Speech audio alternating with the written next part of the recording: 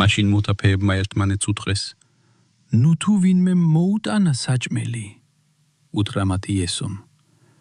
ჩემი საჭმელია, რომ შევასრულო ჩემი მომავლინებლის ნება და დავასრულო მისი საქმე. თქვენ არ ამბობთ, რომ კიდევ 4 თვეა და მოსავალი მოვა? აჰა, გეუბნებით თქვენ, ასწიეთ თვალები და იხილეთ ველები, რადგან უკვე თეთრია, რომ მოიკრიფოს. ვინც მკის, მიიღებს საზღაოს და აგროვებს ნაკობს საუკუნო სიცოცხლისთვის, რომ სიხარული გქონდეთ ერთად, მნეხველსაც და მკასაც, რადგან ამაში მართალია ნათქვამი: ერთი თესავს და მეორე მკის.